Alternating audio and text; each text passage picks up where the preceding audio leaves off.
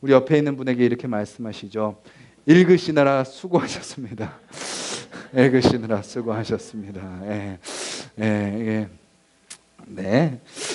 저희가 원래는 잠깐 묵상의 시간을 드리는데 어차피 제가 16장을 가지고 말씀을 전할 거기 때문에 바로 말씀을 제가 전하도록 하겠습니다. 오늘 제목은 하늘에서 내려온 떡 예수 그리스도입니다. 2014년 한 지역에서요. 염전에서 일하는 사람들이 발견됐습니다. 그런데 그 사람들은 지적 장애인이었고 그들은 노동 착취를 당하고 있었죠. 어려운 환경 속에서 살고 있었고 일은 고생하고 있었고 그들이 받는 대가는 턱없는 대가였습니다. 알고 봤더니 지적 장애인들을 고용해서 그들의 노동력을 착취한 것이었죠. 감금하고 강제 노동을 시켰던 것이었습니다. 그래서 그것을 발견한 경찰이 그들을 구출해내고 그래서 63명을 다 구출해냈다고 합니다. 그런데 시간이 지나서 어떻게 됐는지 아세요? 그 중에 40명이 다시 돌아갔습니다. 왜 돌아갔을까요? 그들에게 익숙한 삶은 어떤 삶이기 때문이에요? 감금당하고 착취당하고 노동했던 그 삶이 그들에게 익숙한 거죠. 사람에게 뭐가 있나요? 그런 노예 근성이 있는 겁니다. 옛 습성, 옛 습관, 옛 환경, 옛 사람의 모습이 사람들에게 익숙한 거죠. 그래서 우리도 모르게 거기에 이끌려서 다시 옛 모습으로 돌아가려는 모습. 우리도 예수님을 믿었죠. 예수님을 믿어서 내가 하나님의 자녀, 왕같은 제사장, 거룩한 족속, 하나님의 자녀로 부름받았는 건 아는데 순간순간 우리 마음이, 우리의 모습이 어디로 돌아가 있는 것을 보게 되죠? 다시 죄의 노예, 사단의 노예로 돌아가 있는 우리의 모습을 보게 된다라는 것입니다. 오늘 본문의 내용이 그 내용이에요. 이스라엘 백성들의 모습이에요. 오늘 이스라엘 백성들, 우리가 지금 출애굽기를 쭉 읽고 있죠. 지난주 본문이 어딘가요? 정말 하나님께서 그 당시에 가장 강대국인 애굽의 왕 바로, 거의 신과 맞먹는 그 바로에게 하나님이 심판을 행하는 내용으로 우리가 살펴봤습니다. 피, 개구리, 이, 파리, 가축, 또 종기, 우박, 이, 그 모든 10가지 재앙들, 그 10가지 재앙들은 뭐죠? 애굽이 섬기는 신입니다. 즉 하나님이 그 신들보다 위에 있으시다라는 것을 선포하시고 그들을 멸하시고 진짜 왕은 나다라고 보여주시는 그 내용이 지난주 본문이었죠. 그리고 홍해를 쫙 건너고 모세가 찬양을 하고 그리고 마실 수 없는 물을 하나님이 마실 수 있는 물로 바꿔주시는 내용이 15장에 나오죠. 그리고 나서 다시 그 하나님의 구름 기둥과 불 기둥의 인도를 따라서 신광야에 딱 도착했는데 이스라엘 백성들이 하는 말은 3절에 나오죠. 같이 한번 읽겠습니다. 시작. 이스라엘 자손이 그들에게 이르되 우리가 애굽 땅에서 고기 가마 곁에 앉아있던 때와 떡을 배불리 먹던 때에 여호와의 손에 죽었더라면 좋았을 것을 너희가 이 광야로 우리를 인도해내어 이 온 회중이 줄여 죽게 하는도다. 뭐라 그러나요? 그 크고 놀라운 하나님의 구원의 은혜를, 출애굽의 은혜를 경험하고 나서 지금 신광야에 도착한 이스라엘 백성들이 이렇게 이야기하는 거죠. 아니, 애굽에서는 잘 먹고 잘 지냈던 것 같은데 왜 우리를 끌고 나와서 제대로 먹지도 못하게 하고 차라리 거기서 심판받아 죽는 게 낫겠다라고 이야기하고 있는 거죠. 사람은 금방 잊어버리잖아요. 금방 좀 전에 마실 수 없는 물을 마실 수 있는 물로 바꿔주셨고 앞에 있는 홍해를 갈라주셔서 건너게 하셨고 구름 기둥과 불 기둥으로 뜨거운 햇빛을 가려주시고 밤에 지켜주셨고 그 애굽의 10가지 재앙을 행하심으로 하나님의 그 크고 놀라우심을 보여주시고 구원해 주셨는데 다시 홀라당 다 잊어버린 겁니다. 그리고 원망하고 있는 거죠.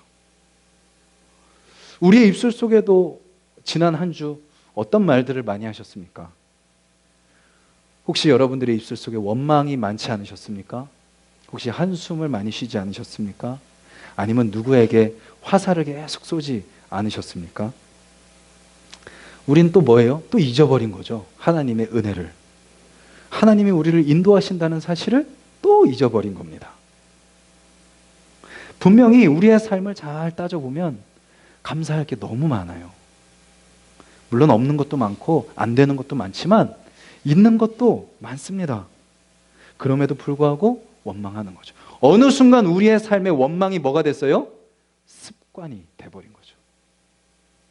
하나님께서 주신 10가지 중에 9가지가 감사한데 없는 한 가지 바라보면서 한숨 쉬고 있는 거죠.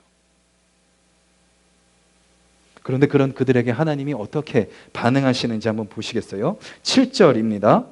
7절 중간 부분에 보면 이런 말씀이 있습니다. 이는 여호와께서 너희가 자기를 향하여 원망함을 들으셨음이라. 8절 또 중간 부분입니다. 이는 여호와께서 자기를 향하여 너희가 원망하는 그 말을 들으셨음이라. 그 다음 9절 마지막 부분입니다. 여호와께서 너희의 원망함을 들으셨느니라. 그 다음 12절 첫 부분입니다. 내가 이스라엘 자손의 원망함을 들었노라. 하나님은 우리의 찬양을 받으시는 분이시죠. 우리의 감사의 고백을 들으십니다. 우리의 기도를 들으십니다. 근데 하나님은 뭐도 들으세요? 우리의 원망까지, 우리의 마음까지도 다 들어주시는 분이시다라는 거죠. 마치 이것과 같습니다. 우리 자녀들이 막 불평을 하잖아요. 이불 깔아줘, 씻겨줘, 옷 입혀줘, 밥 차려줘, 밥 먹여줘, 공부하도록 책 사줘, 학교 보내줘. 다 하는데 자녀들은 뭐 해요? 불평하죠. 원망하죠. 또 없는 거 가지고 원망합니다. 원망하는 순간 부모님들의 마음이 어때요? 확 올라오죠. 이놈의 씨까지 이제 막 나오죠. 딱 나오면서 동시에 마음속은 어떤 마음이에요? 우리 자녀가 왜 저런 마음을 품을까? 그리고 또 꽉 올라와가지고 또 어떤 부모님은 한 대 나가죠. 꿀밤 확 나갑니다. 꿀밤을 때리면서도 어떤 마음이에요? 어떻게 해야 저 자녀의 마음을 채워줄 수 있을까?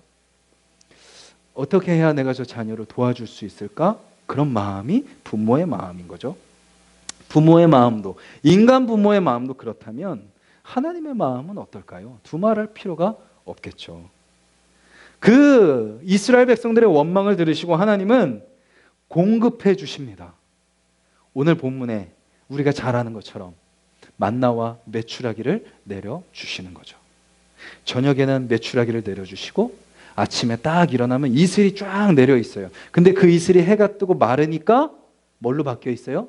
먹을 수 있는 것으로 바뀌어 있는 거죠. 그게 만나입니다. 하나님께서 메추라기와 만나로 이스라엘 백성들의 공급해 주시는 거죠. 그런데 그 공급하시면서 정하신 규칙이 있어요.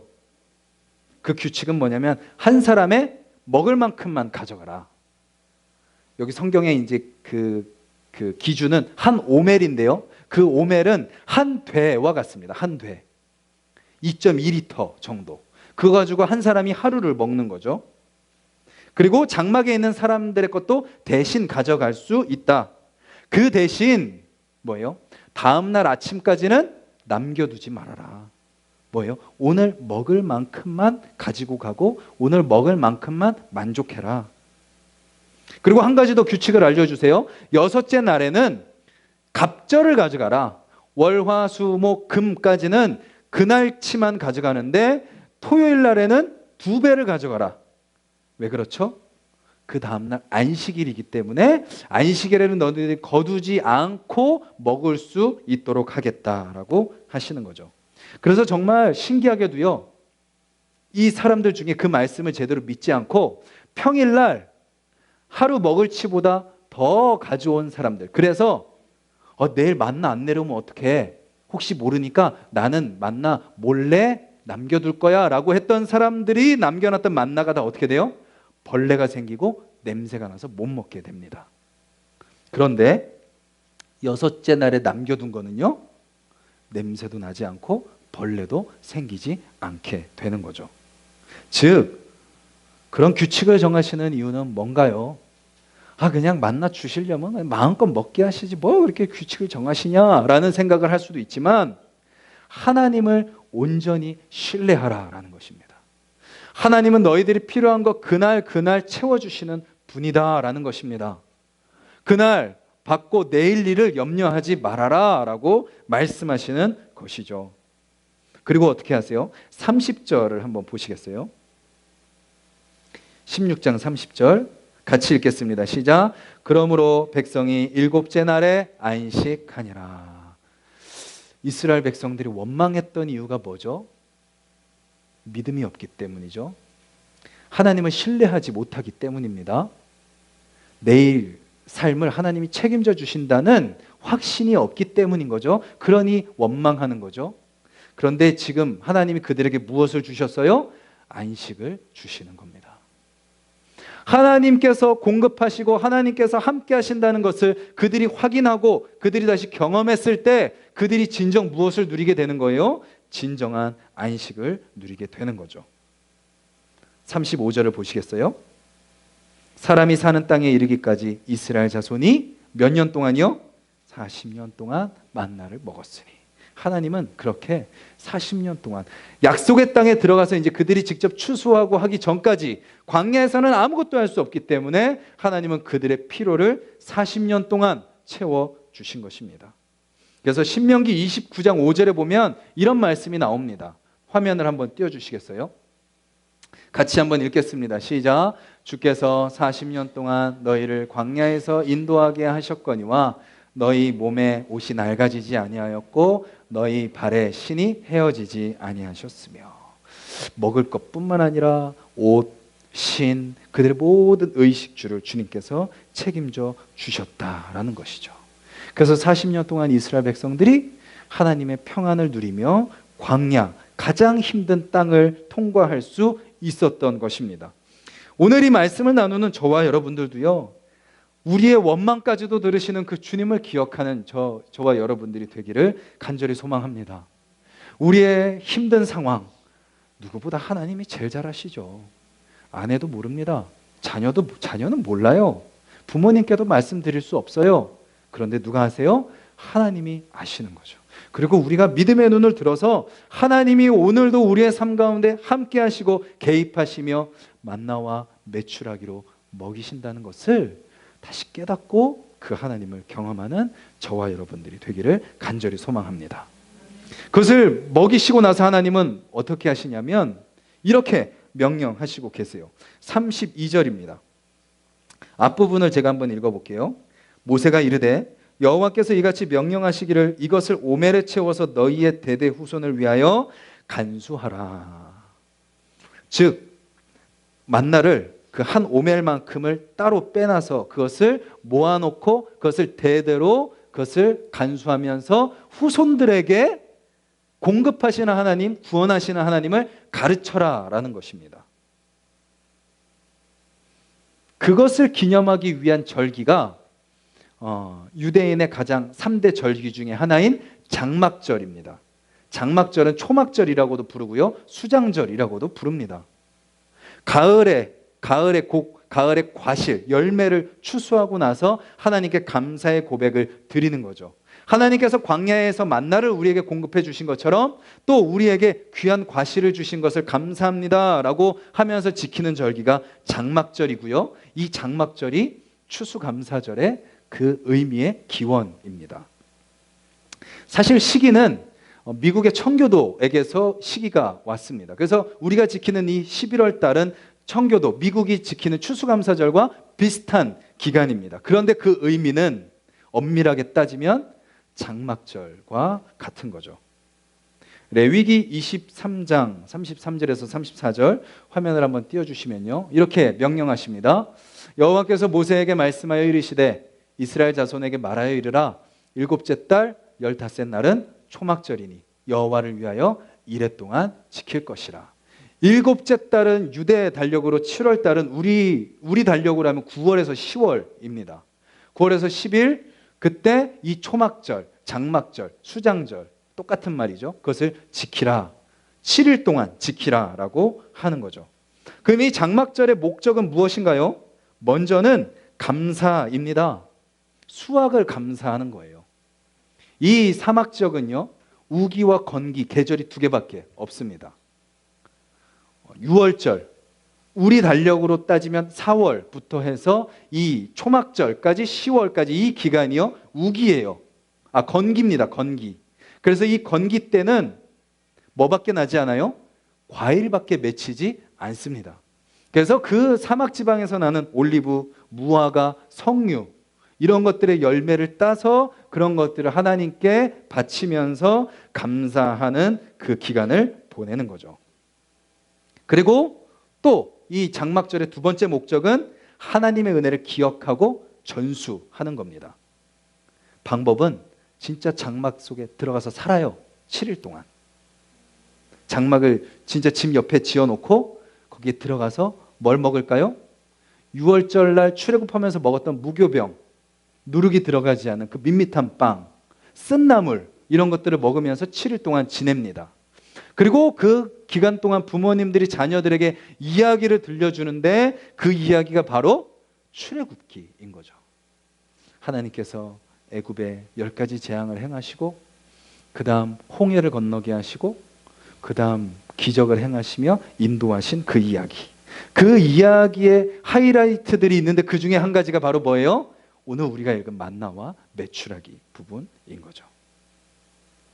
하나님은 이 말씀을 통해서 이스라엘 백성들이 그 은혜를 기억하고 계속해서 그 은혜가 흘러갈 수 있도록 하시는 겁니다. 뭐죠? 이스라엘의 정체성을 확인시켜 주는 겁니다. 그리고 그 정체성을 이어가는 것입니다. 어떤 정체성인가요? 이스라엘의 왕은 누구다? 하나님이다 라는 정체성. 그래서 이스라엘 백성들은 뭐 하는 공동체다? 예배하는 공동체다. 그리고 또 이스라엘을 통하여 열방이 하나님께 예배하게 해야 되는 사명 공동체다라는 정체성을 이 추수감사절을 통해서 확인시켜 주는 것이죠. 그래서 오늘은 그저 우리에게 주신 어떤 물질, 재산 이런 것을 주셔서 감사합니다. 그것도 있지만 뭐예요? 그것을 주신 분은 누구십니다? 하나님이십니다 라는 것을 고백하는 거죠. 그리고 또 뭔가요? 앞으로 우리의 삶도 주님께서 책임져 주실 것을 믿습니다 라고 하는 믿음의 고백을 드리는 날이 바로 추수감사 주일이다라는 것입니다.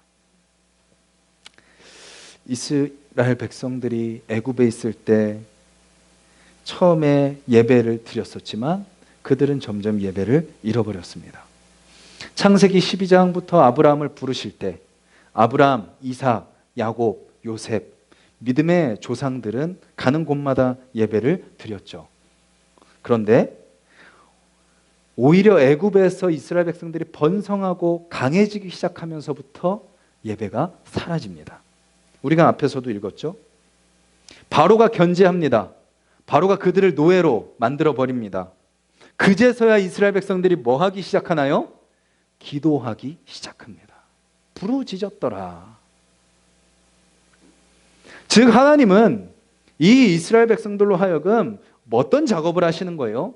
물질을 줄게, 너 복 줄게, 행복하게 해줄게, 그거에만 국한되는 것이 아니라 이스라엘 백성들이 잃어버린 예배를 회복시켜 주시는 것입니다. 그래서 누구를 세우시나요? 모세를 세우죠. 출애굽기 3장 5절 화면을 한번 보시면요. 모세가 먼저 예배를 드리게 하십니다. 3장 5절 먼저 띄워주세요. 그 다음입니다. 하나님이 이르시되 이리로 가까이 오지 말라. 내가 선 곳은 거룩한 땅이니 내 발에서 신을 벗으라. 80세가 되어 양을 치고 있는 모세. 그에게 주님은 찾아오셔서 예배를 다시 회복시켜 주시는 것입니다. 그리고 사명을 주시죠. 출애굽기 3장 12절. 밑에서 둘째 줄 보면 출애굽시키시는 이유가 뭐예요? 너희가 이 산에서 하나님을 섬기리니. 바로 예배를 회복시키기 위해 출애굽하시는 거예요. 그래서 출애굽한 백성들이 시내 산에 모여 있을 때 하나님이 그들에게 무엇을 알려주시죠?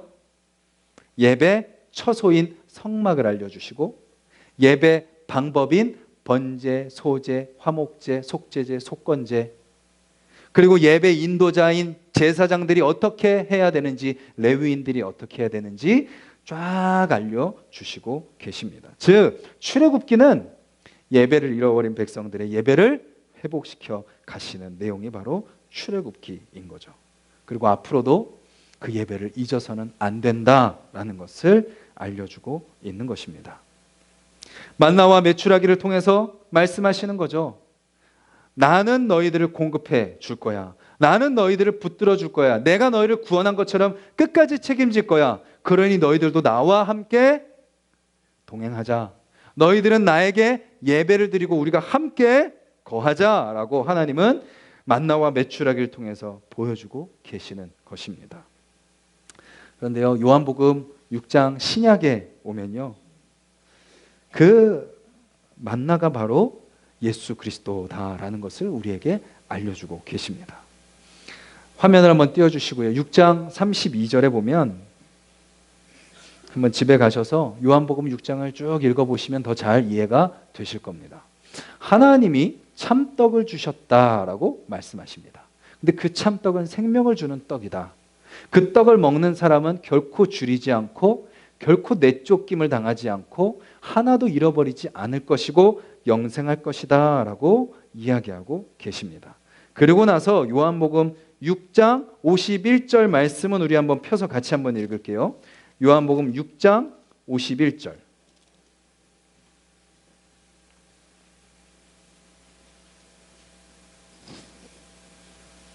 신약성경 154페이지 요한복음 6장 51절 말씀입니다.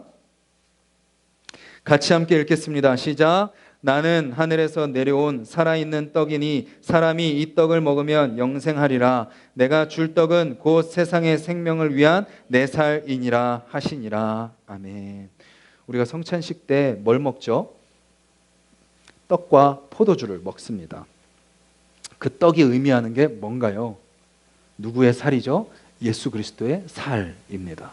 오늘 6장 51절이 말하는 거죠. 그 성찬의 떡을 먹음으로 내가 누구와 하나됨을 다시 확인하는 거예요.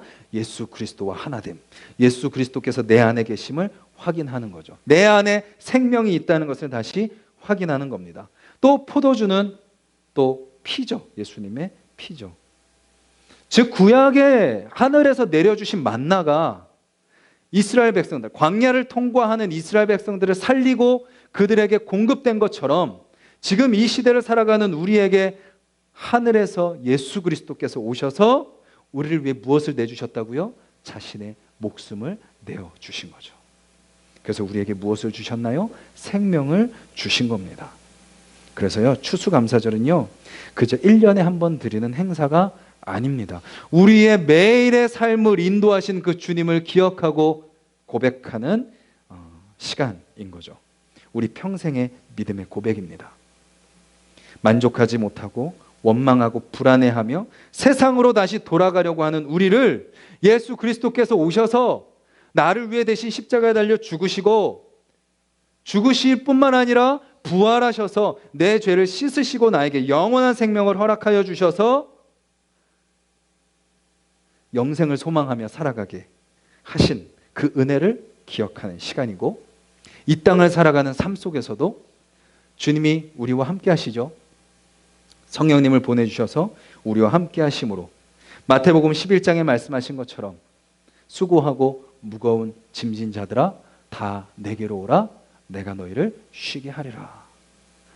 만나를 주심으로 쉬게 하신 것처럼, 안식을 주신 것처럼 예수 그리스도가 우리에게 오심으로 우리에게 쉼을 주시고 평안을 주셨다라는 것입니다. 그 사실을 기억하고 다시 그 주님을 신뢰하며 살기로 결단하고 다짐하는 시간이 바로 추수감사절인 것입니다. 오늘 이 시간을 통해서 저와 여러분들의 마음과 입술 속에 감사의 고백이 다시 회복되기를 간절히 소망합니다. 원망이 어느 순간 자리 잡고 있고 불만족과 불평이, 미움과 시기와 질투가 우리 안에 가득 차 있는 그 마음 속에 주님, 다시 감사가 회복되게 하여 주시옵소서. 주님께서 주신 복을 다시 기억하게 하여 주시옵소서. 그래서 감사합니다, 감사합니다, 감사합니다. 이 고백이 일주일, 아니 우리의 모든 삶에 가득하기를 원하고, 또 그 주님을 고백하며 나아갈 때 저와 여러분들의 모든 삶을 주님 앞에 다 맡김으로 정말 하루하루가 쉼을 누리고 평안을 누리고 또 그 쉼을 나만 누릴 뿐만 아니라 전하는 저와 여러분들이 되기를 원합니다. 주님은 우리에게 그 살을 먹여주시고 살려주셨고 뭐라고 말씀하세요? 이제 그 살을 너도 나누라라고 말씀하고 계시는 거죠. 그것이 우리의 사명입니다. 그것이 우리의 예배의 목적입니다. 일주일에 한 번, 1시간 반, 2시간 이렇게 앉아서 예배 드렸다, 도장 찍었다, 그것은 진정한 예배의 의미가 아닌 거죠. 이제 우리의 예배의 시작은 뭐예요? 우리가 예배 끝날 때 늘 부르는 찬양처럼 세상 속에 나아가 교회가 되는 겁니다. 내가 그곳에 나아가 믿음의 공동체를 이루는 거죠. 내 입술을 통하여, 나의 삶을 통하여, 나의 물질을 통하여, 나의 육체를 통하여 내가 있는 그 자리 가운데 살아계신 하나님, 구원의 하나님, 공급하시는 하나님, 평안을 주시는 그 하나님을 전하는 삶을 살아가는 저와 여러분들이 되시기를 주님의 이름으로 간절히 소망합니다.